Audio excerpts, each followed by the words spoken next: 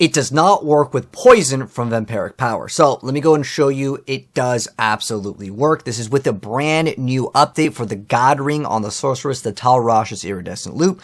What he's talking about is when I mentioned in one of my videos saying that this is one of the best rings because in theory, it gives you up to 60x multiplicative damage if you do happen to have a higher roll. Now, I said that you can actually get poison damage and it will register as elemental damage. So let's go ahead and explain how this works. So what you need to do is equip Infection on your character. The reason why you would want this is because it adds another 15x multiplicative damage.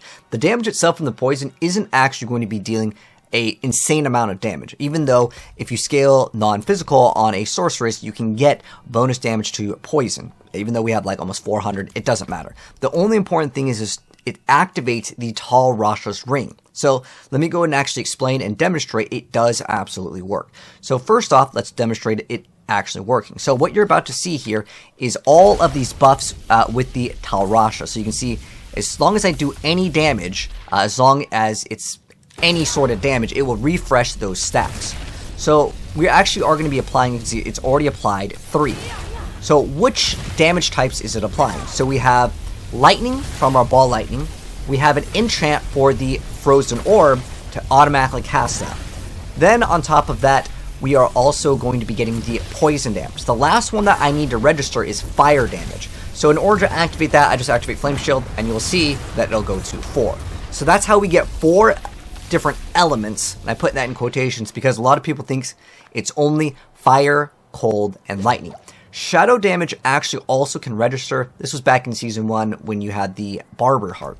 So let's go ahead and now change this. So let me go and show you. We just showed off that it has those 4 stack bonuses.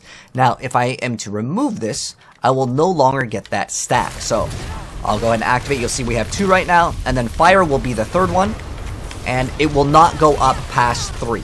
You'll see that it sticks at 3, but if I go ahead and go to one of the powers, Infection, throw that one on, now we have 4. And so the reason why it may not work for you is because you need to make sure you have what's called these packs available. So you need to make sure that you have, for this one, it requires 1 Call of Ferocity. It just needs to be on your piece of gear. Looking at the top right, if any of these are in red, let's say I was to remove some of these, if they are in red, that means it will not work. So hopefully this kind of clears up any confusion. Another thing is how it needs to register. You have to hit the target at 8 times. It doesn't work every single hit, okay? So hopefully this addresses it and it shows you that it absolutely does work. Try it without the potion and incense on and show gameplay of it. So I'm assuming you mean the elixir, because this is the potion. I mean, this one's automatically just like on. So I'm assuming you mean elixirs, but it's fine. I don't know why we get like hecklers sometimes, because like they can't pull off like Sigil 100 and they're like, well, that must be the reason. To be honest, yeah, you get a little bit more off of having a potion. You can get maybe some additive, you know, damage, 25%. It's not 25% if like your character's damage. It's like less than 1% in a lot of different cases. It's all going to be, again, additive damage, because crit, like crit potion or anything will give you maybe a little bit of survivability, but it's not going to make a massive difference. I mean, most people can't tell the difference between having an elixir on and not having it on if you're just watching someone else play. The other thing that I find more interesting is some people will comment and they'll be like, why don't you even use an elixir? And the reason why is like, it doesn't really matter too much once you're 100, but I mean, it can help out, but it's not like mandatory unless you're maybe doing Sigil 100s, and then having some extra survivability, you know, may help by just a few percentages, but you know, I enjoy it because it gives me content ideas, right? If someone's just like, you know, play it without whatever. Sometimes people will say like, oh, you have Shaco on. If I don't have Shaco on, you know, I could maybe lose out on a couple % of damage, but it's not going to be really noticeable. If I'm uploading like the best build guides, obviously I want to show off like the best in terms of like the gameplay. I think that makes perfect sense, but for the sake of, you know, just showing that the build can do it without popping a elixir or popping a incense. I don't even remember what the incense we had. I think the other one was like extra like armor, because if you do get more armor, it definitely does help out with the sorceress, because it's a little bit harder to scale. So that one can be okay. You get extra life, but it's not going to be the end of the world. we don't have it. Let's see, which one do we gotta kill? We gotta kill one of these. Okay, it's this one over here. One of them has damage resistance we gotta eliminate first.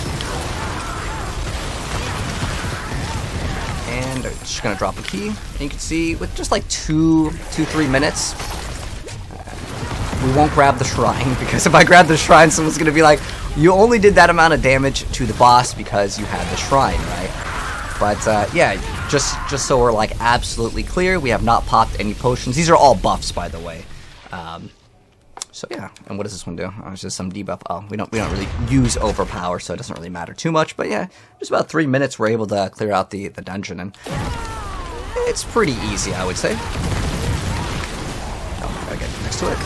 And the boss is gone. So again, there you go. I appreciate you giving me the comment, because that adds more, you know, to some of the content. So you can easily do this build, and we're gonna be dropping the build guide for this very, very soon. But I figure I go ahead and answer like the heckler over there saying like, you can't do this without whatever. And we don't run Tibaults. That was weird, because someone commented and was like, you can only do this build with Tibaults, but I don't even play Tibault. I've dropped it from the build completely because we can get even more damage without it, without the plus Tibault lightning. Anyways, that's gonna wrap it up. Anyways, the build is totally fine with no. When he says potion on, I'm assuming he means elixir and incense, but there you go.